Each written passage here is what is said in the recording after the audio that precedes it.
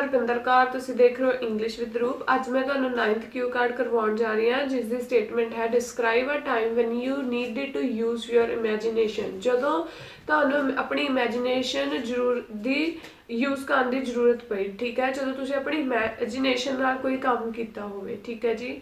सो कहंदे when it was कदों ये होया, when you needed to use imagination, तुसीं अपनी इमैजीनेशन पावर कदों सोची यूज़ की, एंड हाउ डिफिकल्ट और ईजी इट वॉज, कितना डिफिकल्ट या कितना ईजी सी, and explain how you felt about it, तो तुहानूं इस बारे किद्दां दा लग्गिया। सो स्टार्टिंग चों आपां स्टार्ट करांगे। I would like to talk about the time I had to get out of my comfort zone to join an essay writing contest। कहंदे ये उदों दी गल है जदों मैनूं अपने कंफर्ट जोन चों जदों मैनूं बाहर निकल के कहंदे मैनूं ज्वाइन करना सी कि राइटिंग एसे राइटिंग कॉन्टेस्ट से जिहदे विच मैं लाइक विन करना चाहुंदी सी, which made me think out of the box and work flat out to get first position in this essay writing. So कहते ये एसे राइटिंग दे विच ये एक कॉन्टेस्ट सीगा जिहदे विच कहंदे मैं फर्स्ट आउण दे लई बहुत ज़्यादा सख्त मेहनत की।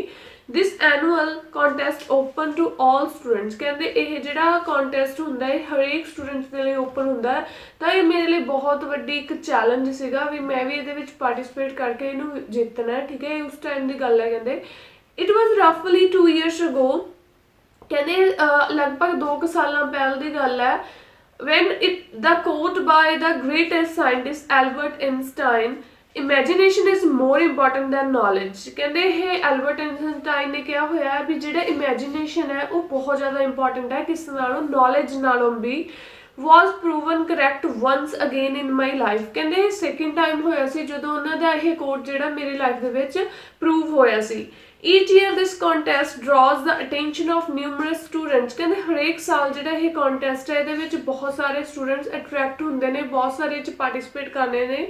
सो it's really competitive and challenging for me because we had to write 300 words in 20 minutes with exact format and also focused on spellings।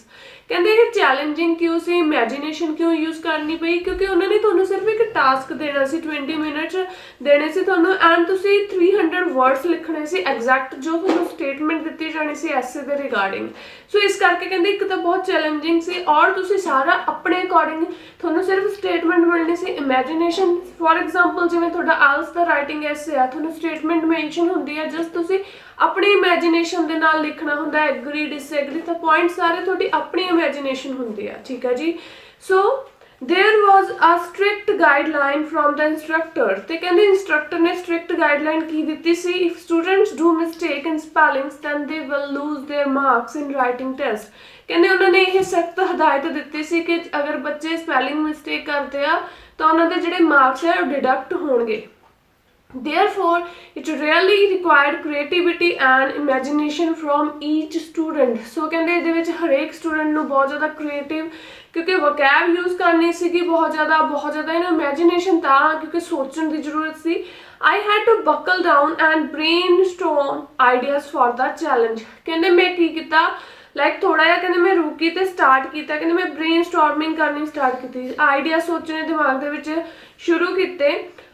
I was silent for around 2 to 3 minutes, कहते मैं 2 to 3 minutes के लिए बिल्कुल silent हो गई, क्योंकि जो मैं अचानक स्टेटमेंट देखी तो ये भी ऐड कर सकते, and notice that everyone was writing there task.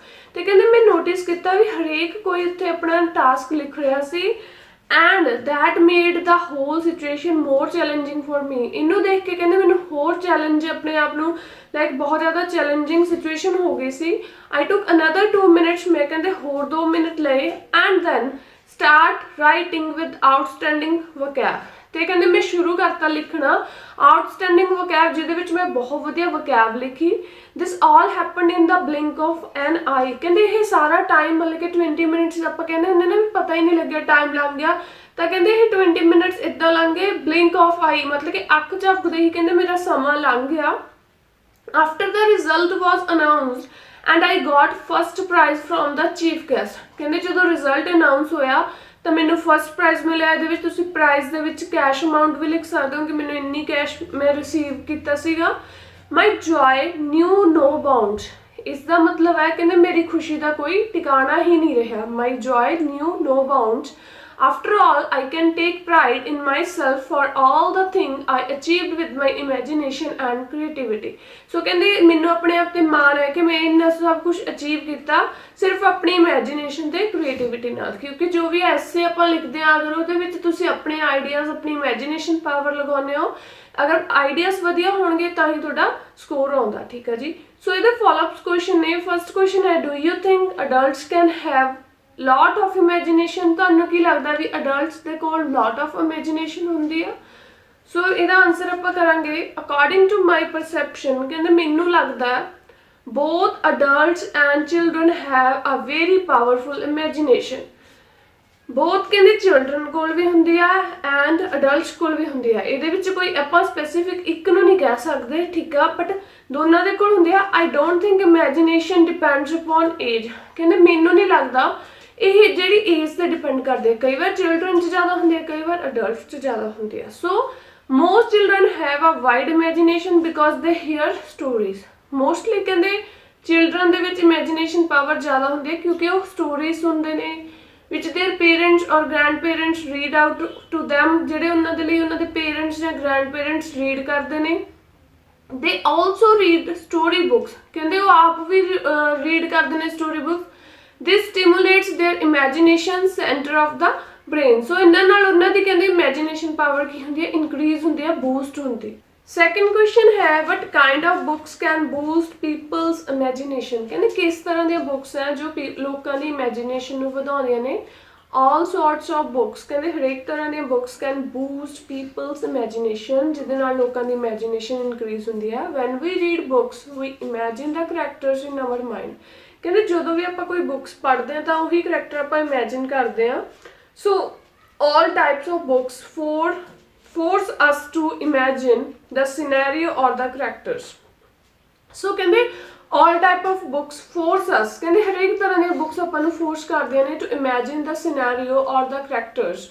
This is the main difference between reading a book and watching TV. So ਕਹਿੰਦੇ ਇਹੀ ਮੇਨ ਡਿਫਰੈਂਸ ਹੁੰਦਾ ਹੈ ਬੁੱਕ ਨੂੰ ਰੀਡ ਕਰਨਾ ਅਤੇ ਟੀਵੀ ਨੂੰ ਦੇਖਣਾ। Reading is an active activity whereas watching TV is a passive activity. ਸੋ ਕਹਿੰਦੇ ਰੀਡ ਕਰਦੇ ਹਾਂ ਤਾਂ ਆਪਾਂ ਬਹੁਤ એનર્ਜੈਟਿਕ ਹੋ ਕੇ ਰੀਡ ਕਰਦੇ ਹਾਂ, ਬਟ ਜੋ ਟੀਵੀ ਹੁੰਦਾ ਉਹ ਕੀ ਹੁੰਦਾ, ਇੱਕ ਪੈਸਿਵ ਐਕਟੀਵਿਟੀ ਹੁੰਦੀ ਹੈ। ਸੋ ਥਰਡ ਕੁਐਸਚਨ ਹੈ, ਕਹਿੰਦੇ what kind of jobs need imagination? ਕਹਿੰਦੇ ਕਿੱਦਾਂ ਦੀਆਂ ਜੌਬਸ ਦੇ ਵਿੱਚ ਇਮੈਜੀਨੇਸ਼ਨ ਦੀ ਜ਼ਰੂਰਤ ਹੁੰਦੀ ਆ? ਸਾਰੀਆਂ ਜੌਬਸ ਦੇ ਵਿੱਚ ਹੀ ਇਮੈਜੀਨੇਸ਼ਨ ਪਾਵਰ ਦੀ ਜ਼ਰੂਰਤ ਹੁੰਦੀ ਹੈ। ਕੋਈ ਵੀ ਕੰਮ ਆਪਾਂ ਸੋਚ ਕੇ ਕਰਦੇ ਹਾਂ, ਠੀਕ ਹੈ, ਇਮੈਜੀਨੇਸ਼ਨ ਨਾਲ ਕਰਦੇ ਹਾਂ। ਕਹਿੰਦੇ ਆਲ ਜੌਬਸ ਰਿਕੁਆਇਰ ਇਮੈਜੀਨੇਸ਼ਨ ਸੱਚ ਐਜ਼, ਫॉर एग्जांपल ਤੁਸੀਂ ਦੇ ਸਕਦੇ ਹੋ, ਕਹਿੰਦੇ ਫੈਸ਼ਨ ਡਿਜ਼ਾਈਨਰ। ਹੁਣ ਜੇ ਫੈਸ਼ਨ ਡਿਜ਼ਾਈਨਰ ਉਹਨੇ ਹਰੇਕ ਕੁਝ ਸੋਚ ਕੇ ਕਰਨਾ, ਕੋਈ ਵੀ ਕੰਮ ਕਰਨਾ। They use their imagination and creativity to envision unique design for various clothing and accessories. So ਕਹਿੰਦੇ ਉਹਨਾਂ ਨੇ ਬਹੁਤ ਸਾਰੇ ਡਿਜ਼ਾਈਨ ਚੂਜ਼ ਕਰਨੇ ਹੁੰਦੇ। ਇਸ ਤੋਂ ਇਲਾਵਾ ਤੁਸੀਂ ਕੋਈ ਹੋਰ ਐਗਜ਼ਾਮਪਲ ਵੀ ਦੇ ਸਕਦੇ ਹੋ। Fashion designers have a responsibility to choose a perfect theme for their collections. ਕਹਿੰਦੇ ਉਹਨਾਂ 'ਤੇ ਇੱਕ ਬਹੁਤ ਵੱਡੀ ਰਿਸਪੌਂਸਿਬਿਲਿਟੀ ਹੁੰਦੀ ਹੈ ਕਿ ਉਹਨਾਂ ਨੇ ਇੱਕ ਪਰਟੀਕੂਲਰ ਡਿਜ਼ਾਈਨ ਚੂਜ਼ ਕਰਨਾ ਜਾਂ ਥੀਮ ਚੂਜ਼ ਕਰਨਾ ਹੁੰਦਾ ਹੈ। And select the material and fabrics for their pieces. And ਕਹਿੰਦੇ ਉਹਨਾਂ ਨੂੰ ਮਟੀਰੀਅਲ, ਫੈਬਰਿਕ ਸਾਰੇ ਉਹਨਾਂ ਦੀ ਰਿਸਪੌਂਸਿਬਿਲਿਟੀ ਹੁੰਦੀ ਹੈ। So they can produce their designs and may sell to customers or display them on a runway in a fashion shows. So ਇਸ ਤਰ੍ਹਾਂ ਹੀ ਕਹਿੰਦੇ ਉਹ ਸਾਰੇ ਆਪਣੇ ਜੋ ਡਿਜ਼ਾਈਨਸ ਹੁੰਦੇ ਨੇ ਲਾਈਕ ਫੈਸ਼ਨ ਸ਼ੋ ਦੇ ਵਿੱਚ ਰਿਪਰੈਜ਼ੈਂਟ ਕਰਦੇ ਨੇ, ਡਿਸਪਲੇ ਕਰਦੇ। ਫੋਰਥ ਕੁਐਸਚਨ ਹੈ, do you think imagination is necessary for scientist? ਕਹਿੰਦੇ ਤੁਹਾਨੂੰ ਕੀ ਲੱਗਦਾ ਹੈ ਜੋ ਇਮੈਜੀਨੇਸ਼ਨ ਹੈ ਉਹ ਜ਼ਰੂਰੀ ਹੈ ਸਾਇੰਟਿਸਟ ਦੇ ਲਈ? ਸੋ ਆਪਾਂ ਆਨਸਰ ਕਰਾਂਗੇ imagination is the driving force which inspires scientists and this in turn motivates them to try out new kinds of stuff no one has tried before.